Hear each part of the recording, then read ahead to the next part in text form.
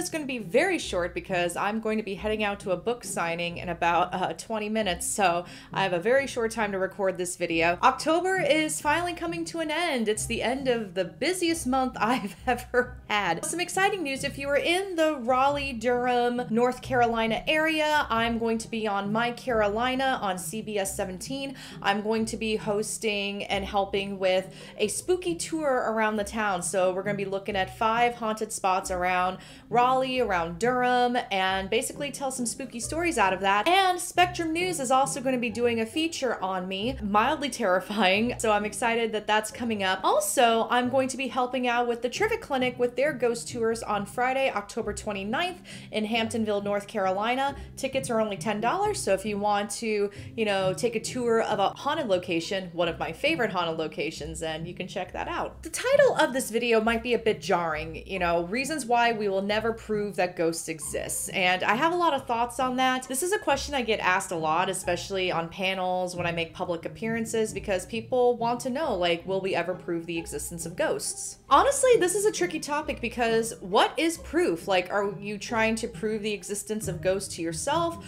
Are you trying to prove the existence of ghosts to the scientific community? Or are you trying to prove the existence of ghosts to the rest of the world? Because all of these are different things. I know for me, I haven't even proven the existence of ghosts to myself. Like, I want to believe, I really want to believe, and I've had really weird experiences that I still can't explain today, but I don't know if they're ghosts. I'm going to talk about this topic as if we're trying to prove the existence of ghosts to the scientific community and the rest of the world. If you found proof for yourself, you're convinced that ghosts exist, that's fantastic. This video may not be for you. But before we get started and dive in, click on that subscribe button, give this video a like, and be sure to click on that notification bell so you'll know when I upload a new video. And feel free to leave a comment and let me know what you think. That really helps me out when it comes to getting the video out there, and I really appreciate your support. And if you want to visit my website, you can read my blog with ghost hunting tips, spooky stories, find out more information about my TV appearances and my books, and you can head on over to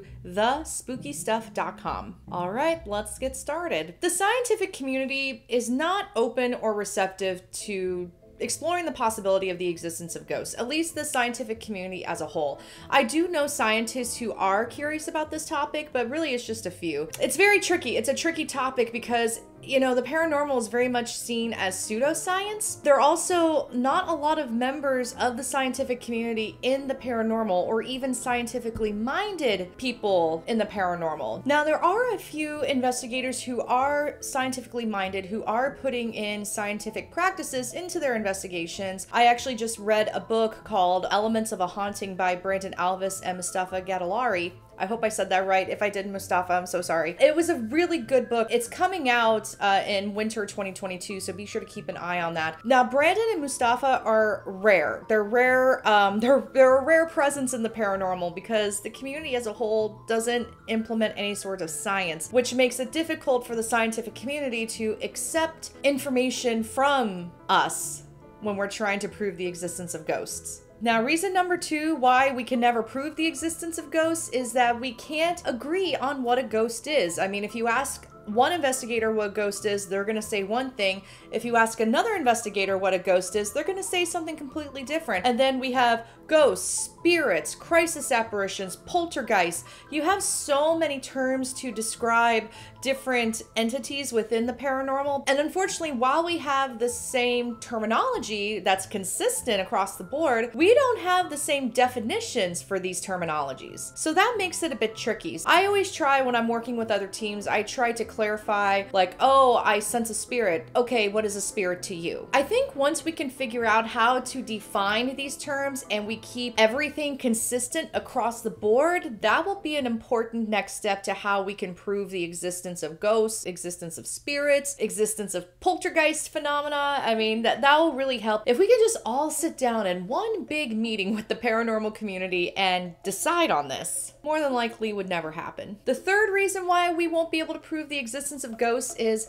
most ghost hunting groups don't have methodologies. Like, there's no SOP, there's no standard operating process, there's no really accountability for the process of ghost hunting. Like, you know, you take your baseline readings, you measure out the phases of the moon, you measure electromagnetic fields around the area, you get a complete geometric makeup of the area. We don't really have those sort of standards or methodologies. Now, there are individual groups that do, but most groups that I have worked with, they'll just show up and set up their equipment, and then they start kind of randomly scattering around the area. And I'm going to admit that I'm guilty of this, but we need some sort of like methodology. We need a standard practice. But that goes into my fourth reason why we can't prove ghosts exist. We don't have standards. We absolutely do not have standards. And unfortunately, people have tried to create standards, but then the rest of the paranormal community goes, well, who are you to tell me what I can do or what I cannot do? Or who are you to say that ghosts are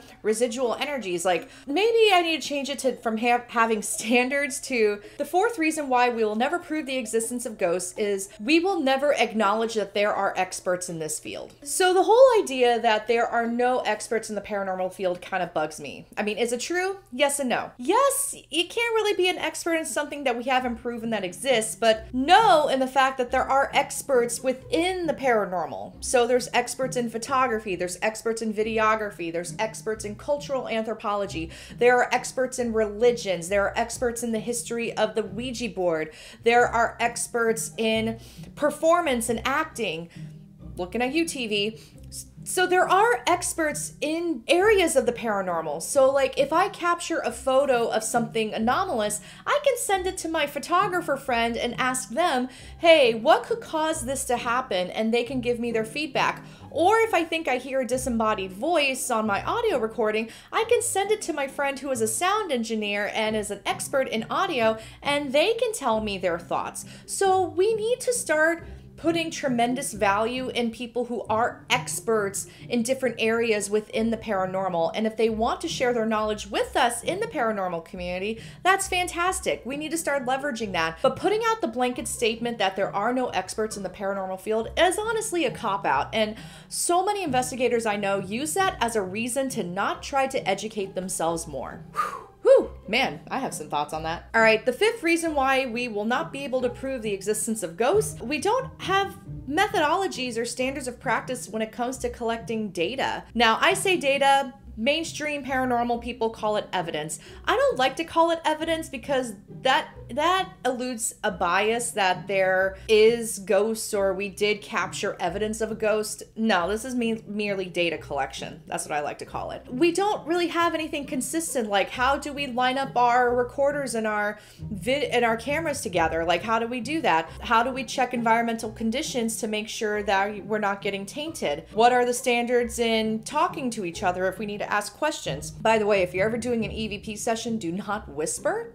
Always talk in your normal volume. But we don't have standards for this. You know, in the scientific community, they have standards when it comes to doing experiments, and they have a process and a methodology that they follow. We don't have that in the paranormal community. All right, so the sixth reason why we can't prove the existence of ghosts, or we will never prove the existence of ghosts, is paranormal investigators and ghost hunters are not willing to be peer reviewed.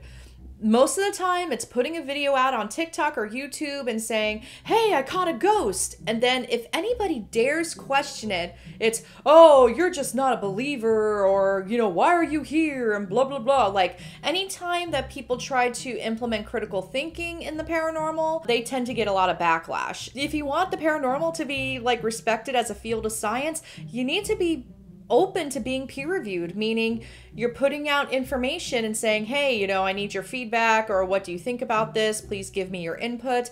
And you need to be open to constructive criticism. Most people in the paranormal community are not interested in that, and it's unfortunate. I feel like most people in the paranormal community are there because they just want validation for their own beliefs, so therefore they're not going to be open to being peer-reviewed. And on the same note, I guess this can be the seventh reason, is investigators aren't open to feedback, especially if they're being jerks to the spirits or jerks to the property. They're not being respectful. Their questions are very cold, unfeeling. Like, do you know that you're dead? Like, can we not ask that of spirits anymore? Like, come on. But if you try to give feedback to paranormal investigators, a lot of them are not going to be open to that. What drives me crazy is when people send me their photos and their videos and are like, oh, I caught a ghost. And I tell them, well, maybe you didn't. Or worse, they'll say, hey, can you look at this photo, look at this video, can you give me your feedback? And then I do give them my feedback and they don't like it, knowing that I'm a skeptical believer and I will try to debunk first. Now, I do know a lot of investigators who are willing to debunk first. However, they debunk first based on like what they know. If they don't have all the information when it comes to a historical location, or they're not completely familiar with how an old house can settle, you know, they'll just kind of go off of what they know at the moment. And then if they can't debunk it, they're like, oh, it's a ghost. But there's a lot more that goes into debunking than just debunking on site. You have to review your data and then again, try to debunk, use some Google, you know, think, okay, how can a chair move by itself? And then you find out that the property is on a fault line and it can shake sometimes, and that's why the chair moves. So you have to really dive deep into all of these things. And for me, I find debunking a wonderful thing, a positive thing, because I get to learn a little bit more about the world around me. But what drives me crazy though, is when people put out that data or put out their videos and everything, and then you debunk it, they go, well, you weren't there. And that's a lot of the reason why I don't look at videos and photos anymore to give my thoughts, because I wasn't there. I don't know the context. I don't know what happened in the beginning. I don't know what happened to at the end. I don't know. I don't know. So it's hard to sit there and explain it because yeah, I wasn't there. Now, there are obvious things that can happen that are perfectly explainable, but again, someone will pull the excuse, you weren't there. All right, the 8th reason why we won't be able to prove the existence of ghosts: we never know all of the circumstances behind the data, aka you weren't there.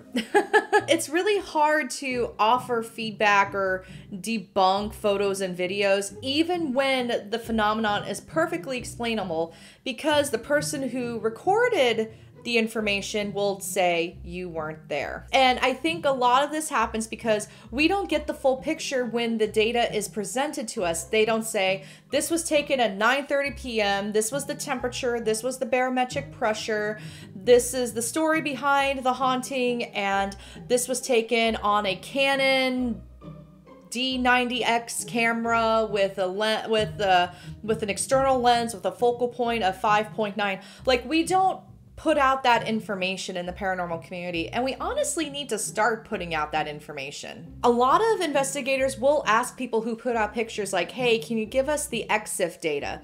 EXIF. That will basically give the formula for how the camera took the photo. It will do focal point and the ISO settings, like everything we need to know about that photo will be in the EXIF data. But a lot of investigators aren't willing to put out that information, or they don't want to take the time to put out that information. And yet, when they put out their data, they expect people to just say, oh yeah, that's a ghost, and just accept it at face value. We have to stop accepting things at face value and ask for more information. So another thing in the field that drives me crazy is when people are watching like YouTube videos or TikTok videos of reported paranormal activity, they take it at face value. They don't ask questions. They don't implement any critical thinking skills. Since creators see that people don't question them, and in fact they approve it and it gets them really high view counts, they're gonna keep putting out BS because no one's gonna ask for more information. People will accept it at face value. That has to stop. All right, the 9th reason why we won't be able to prove the existence of ghosts is this gonna be terrible? Witness testimony is not reliable. We could watch the moon jump across the sky and then shoot off into the atmosphere. 100 people will watch that happen, and 100 people will have a different perspective of the moon jumping across the sky and shooting off into the atmosphere.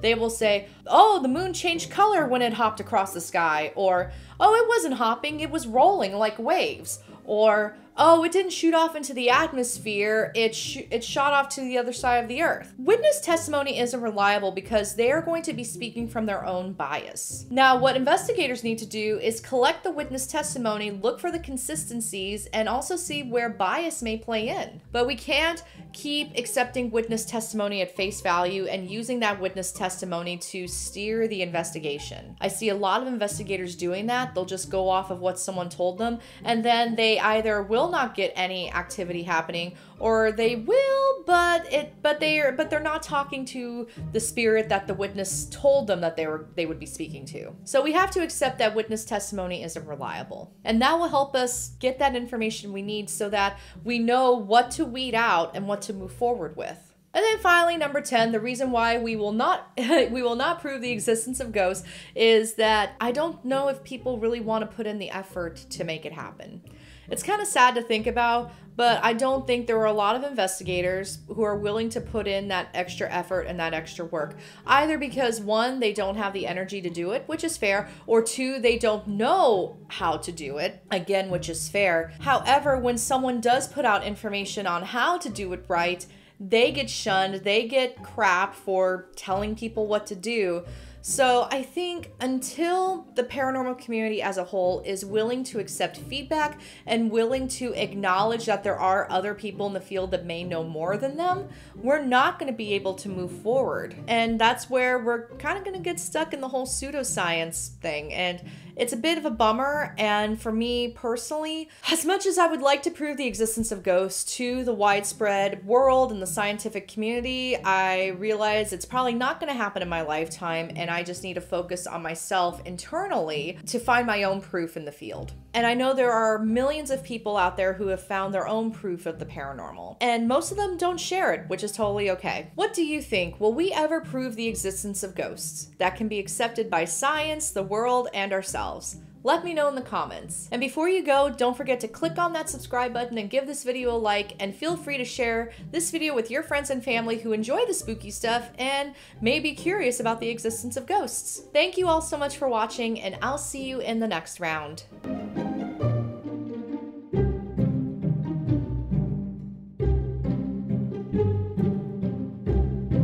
Thank you.